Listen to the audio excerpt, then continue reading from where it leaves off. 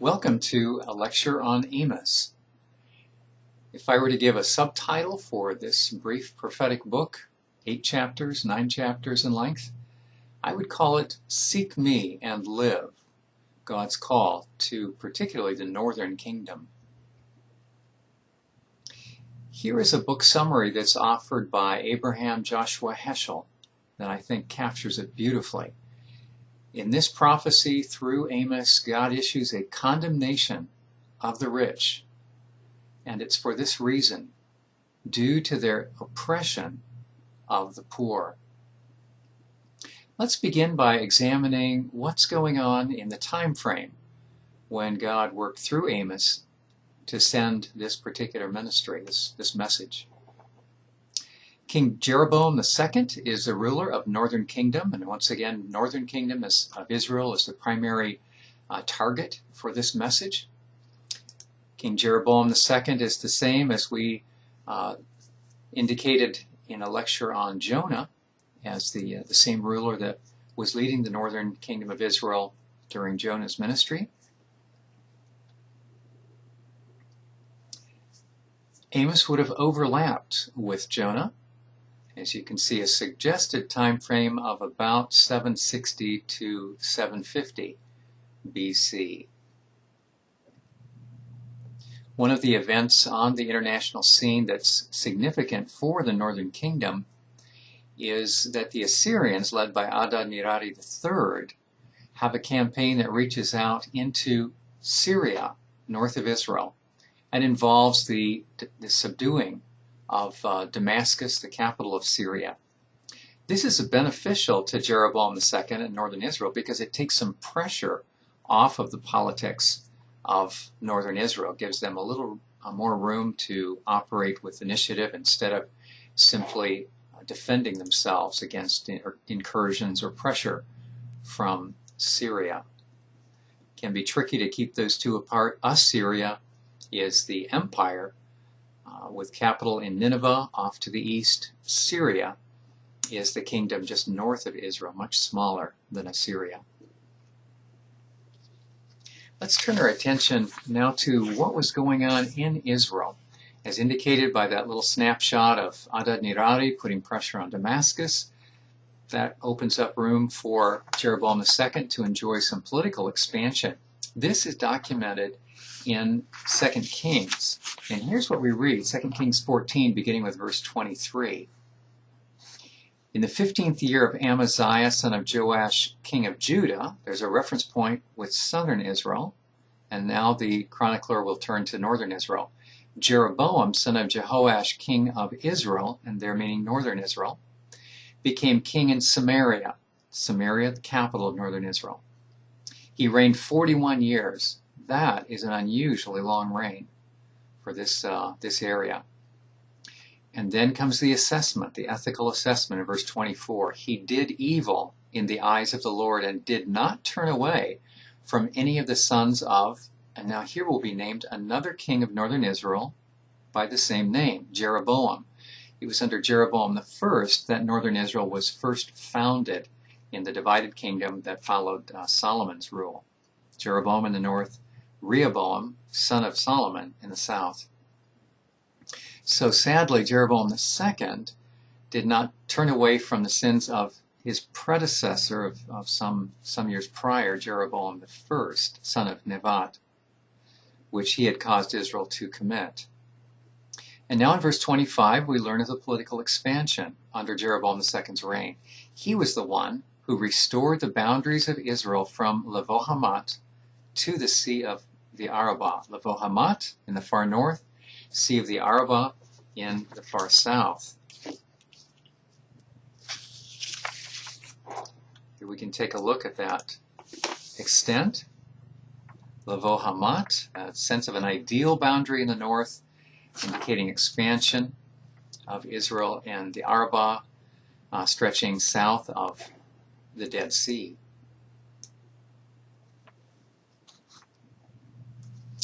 And this was in accordance with the word of the Lord, the God of Israel, spoken through his servant Jonah, son of Amittai, prophet from Gath-Hepher.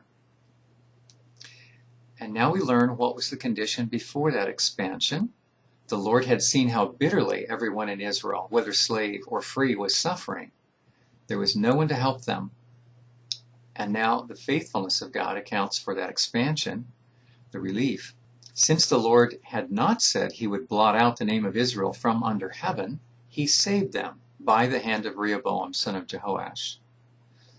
And then the chronicler goes on to explain that if we wish, we could read in another source, and that source is listed as the Annals of the Kings of Israel. And then we learn of Jeroboam's death and the succession by his son. So there's a snapshot concerning the political expansion. We've touched briefly on the way that Assyria's incursion into Damascus took some pressure off the northern kingdom.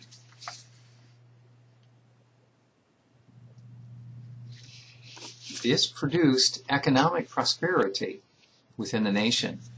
However, as we listen to the prophecy of Amos, we learn that not everyone enjoyed that prosperity. So there was definitely some inequity, and that was a concern as far as justice is involved. What about the spiritual or moral climate, according to Amos? Well, we learn, even according to the chronicler, that Jeroboam matched the sins of his namesake, Jeroboam I. And as we read the prophecy of Amos, we find a variety of infractions, of serious concerns that God says will bring down judgment on them. We'll get to specifics on those a little bit later.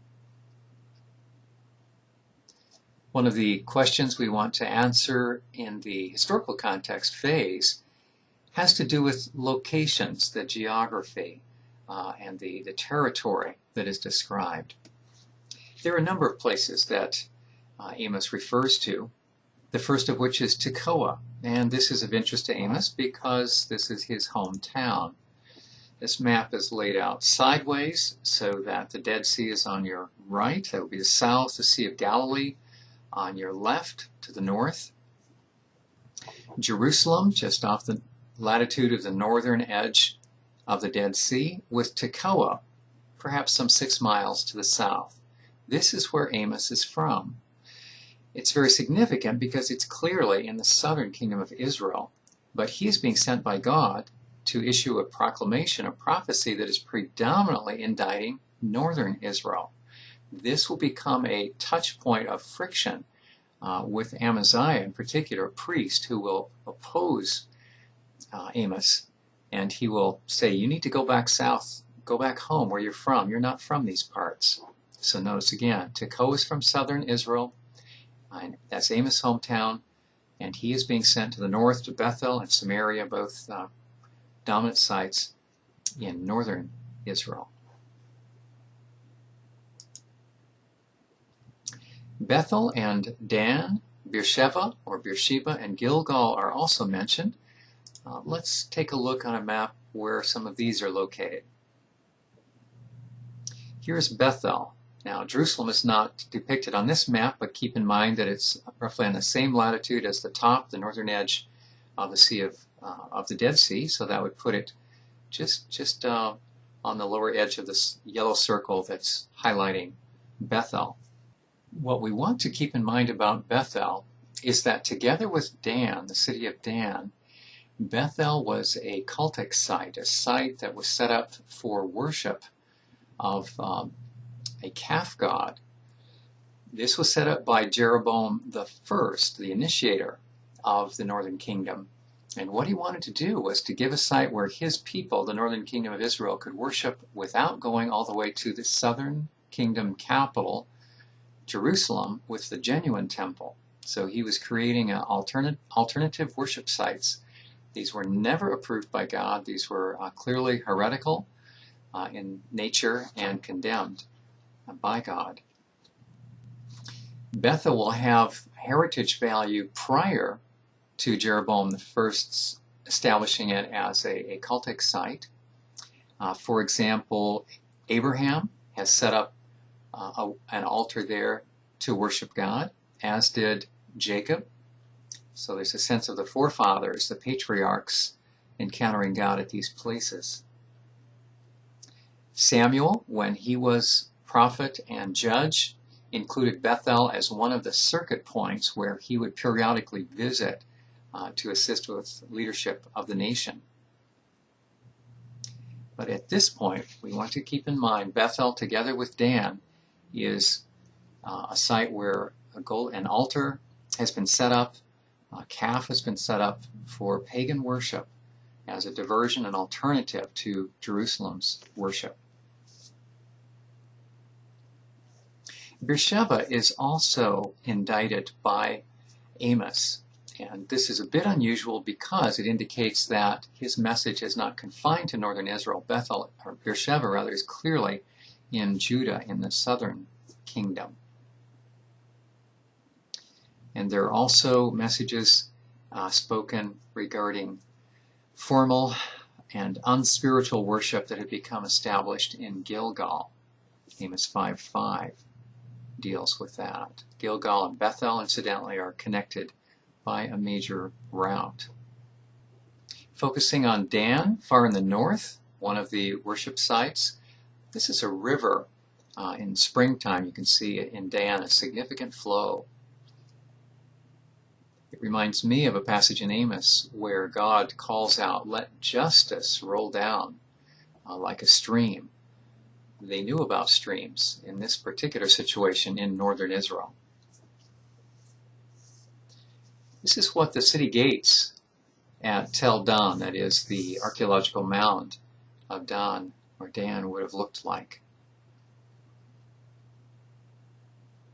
We've mentioned that there was a significant worship site, pagan worship site at Dan and also at Bethel, and here is where the altar would have been located. There's a steel sort of a frame indicating where the altar would have been, just to help our imagination.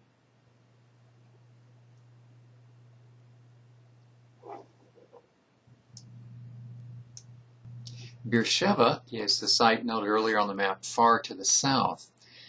Beersheba, you can see some hills there far in the upper left of the picture. This is an irrigated site, and if it were not for the irrigation, instead of the green, you would see only what you find in the foreground, very desolate, very dry. Early in Amos chapter 1, we find words against Mount Carmel. Chapter 1, verse 2 reads this: He said, "The Lord roars from Zion," just a reference to Jerusalem, and then specifically thunders from Jerusalem. "The pastures of the shepherds dry up, the top of Carmel withers." Now, Carmel, you can see it here on this north-south oriented map of Israel. Samaria, the capital of northern kingdom, there in the middle in gold, and then Mount Carmel is a promontory associated with this jutting out into the Mediterranean Sea. This map is helpful because the green zones indicate depression, but also areas that tend to be a little more fertile. And the diagonal running from this promontory in the northwest, and then running southeast towards the Jordan Valley. The gray zone here is the Jordan Valley. This is a very fertile area. You'll see that in some of these photographs. Mount Carmel would be most famous for Elijah's showdown with the prophets of Baal, and you'll find this statue commemorating that showdown. You'll find that today atop Mount Carmel. As you stand atop that area and then look down over the brow of the hill, you'll find, for example, this lovely orchard of olive trees.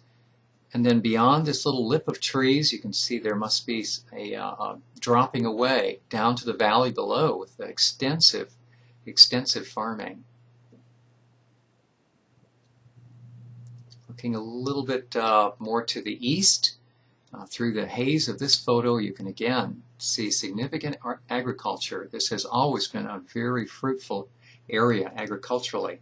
Keep in mind what the prophecy said, the pastures of the shepherds dry up and the top of Mount Carmel withers. So for this area to turn into just a desiccated area would be a very, very solemn warning for northern Israel. Bashan is another area that's named in Amos prophecy. Chapter 4 begins this way with an indictment to a particular wealthy segment of the society of northern Israel. Hear this word, you cows of Bashan, on Mount Samaria. Samaria again, the capital of northern Israel. You women who oppress the poor and crush the needy, and say to your husbands, bring us some drinks. The sovereign Lord has sworn by his holiness, the time will come when you will be taken away with hooks, the last of you with fish hooks. These were described as the cows of Bashan. Now Bashan is located to the northeast of the Sea of Galilee. We're standing right now in the Bashan area. You would know it as the Golan Heights, so the elevation above the northeast of the Sea of Galilee. So once again, we're on a promontory as if it were similar to the Mount Carmel area, but now we're quite a ways to the east. The ground falls away to us to the shoreline of the Sea of Galilee that you can see in the haze below. To outline that shoreline just a little more clearly, here's an inset that will help to figure that. This is the Sea of Galilee, looking at it from the northeast, looking off to the west. Now this next photo is the approach route to those heights. So you can see there's significant hills behind the Sea of Galilee, further to the east.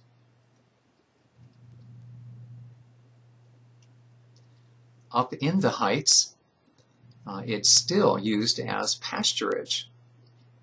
Remember that Amos was directing this indictment against what he called figuratively the cows of Bashan.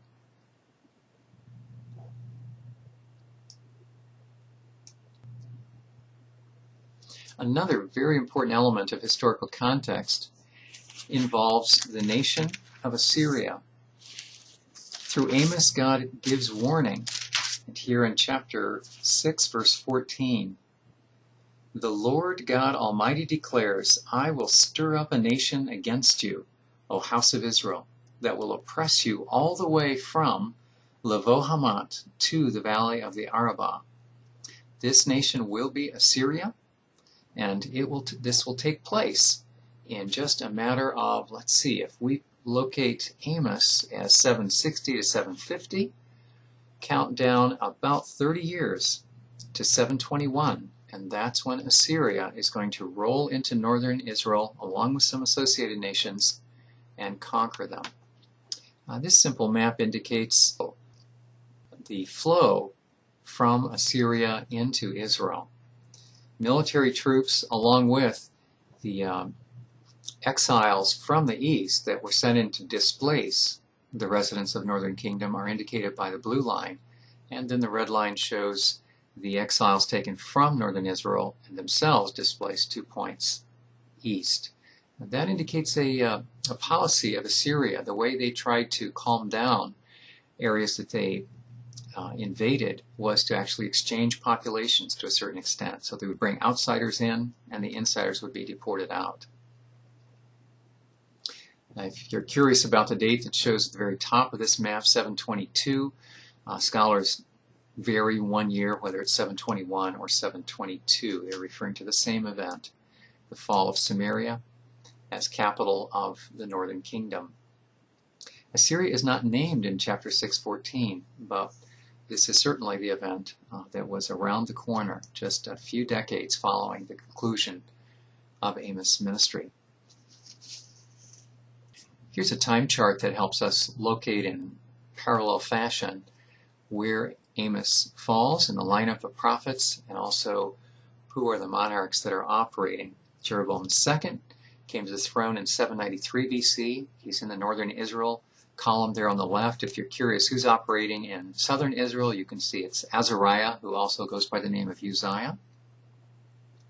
You can also tell from this that Jonah and Amos, and to a certain extent Hosea, at least they overlapped. It would be beautiful if we knew if they ever sat down for a cup of tea to compare notes in ministry. We don't have that information, but it's entirely probable that they would have known of each other. And here circled in red is that ominous event which Amos prophesied that eventually a nation would be coming that would crush the northern kingdom. And that was indeed the Assyrians at the hands of Shalmaneser V or Sargon II, and it's recorded in 2 Kings 17. Let's take a couple of minutes to familiarize ourselves with the terrain where these various locations mentioned in Amos were located. We're in southern Israel. The body of water to the upper right is the Dead Sea. The Mediterranean is the dark area off to the left, so we're facing north. Beersheba is the first place we'll take a look at. It is a rather dry place in southern Israel, and it's one of the sites that is mentioned in Amos as a place where God's judgment will fall. Here is Beersheba, or Beersheba. You can see it's pretty barren, except for some irrigated portions where there is agriculture. Beersheba is a modern settlement. Ancient Beersheba would have been in this area here.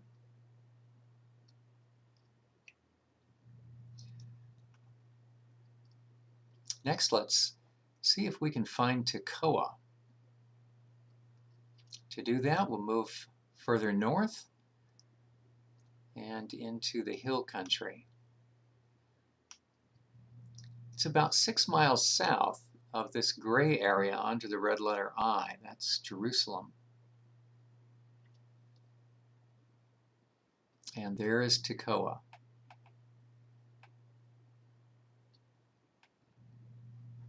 You can see from this land satellite map modern roads, and many of those follow ancient roads. If we were to travel off to the east, pretty soon we'd find ourselves in the rather desolate territory that drains down into the Jordan Rift, the depression. And there is the Dead Sea.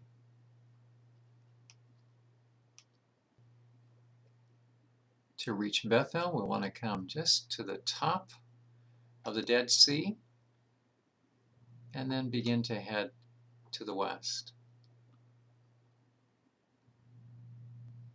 Climbing the hills to the primary hill country.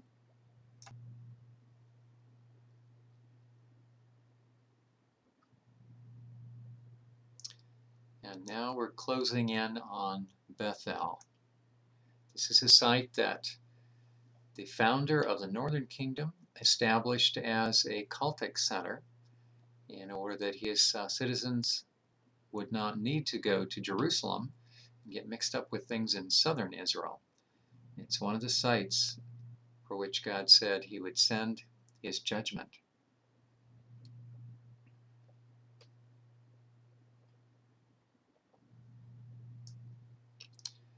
Let's make our way to Samaria now.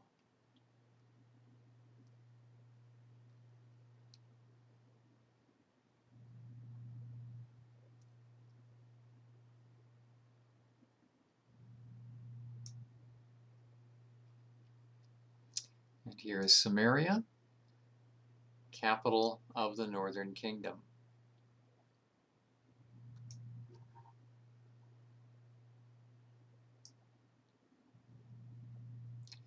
A little bit earlier, we showed some pictures of the Golan Heights and Bashan. Let's swing over to the Jordan Valley and take a look at that territory.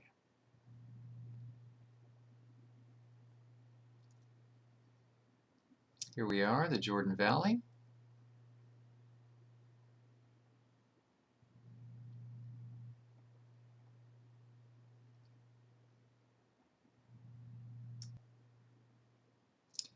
We'll drop down into the floor of the valley to get a sense of how the heights actually do climb up from this valley floor.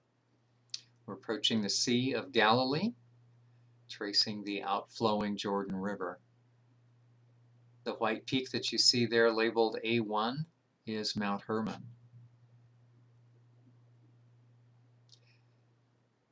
The elevation off to the right of the Sea of Galilee is the Golan Heights.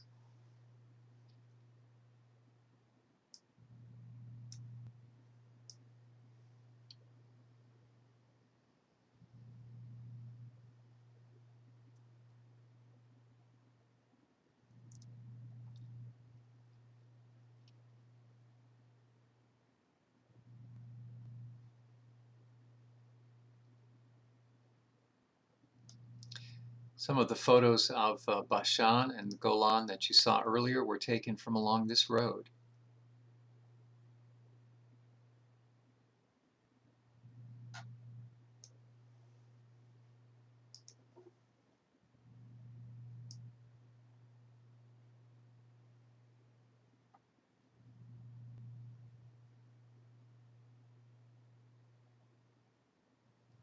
The cattle were grazing somewhere along this hilltop.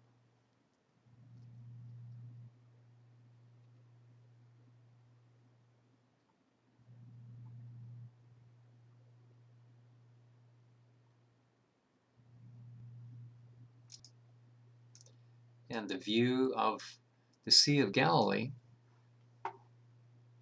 that was in one of those photos would have been roughly from this vantage point.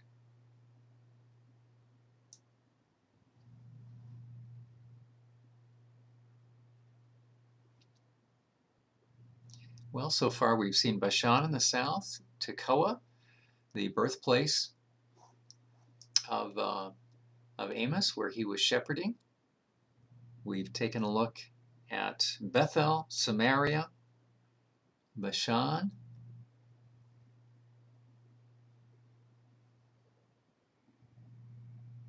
here you see Capernaum, of New Testament importance. Much of Jesus' ministry was based out of Capernaum.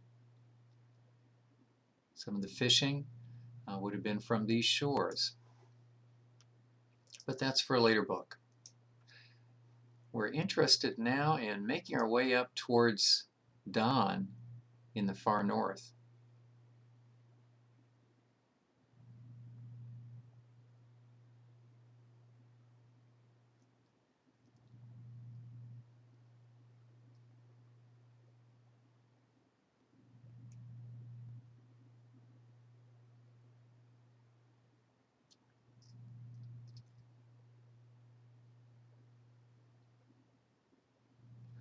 We're now in a basin area. So I recall this is known as the Hule Basin, north of the Sea of Galilee.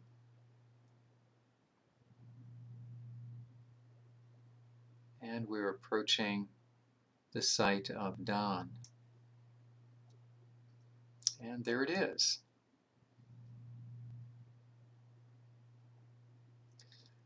Perhaps the expression from Dan to Beersheba has been fixed in your memory from biblical readings, and now you'll be able to appreciate how Dan is in the far, far north, and Beersheba is far, far to the south. Let's swing around. We're roughly above Dan, now looking out to the west, to the Mediterranean Sea. There's the Sea of Galilee.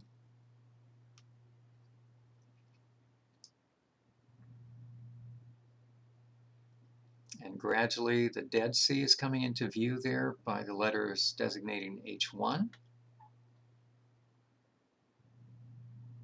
And Beersheba would be far to the south, perhaps beyond the letter, the designation J2. So I hope that helps you get an idea of the territory that was referred to by Amos and some of the territory where he lived and ministered.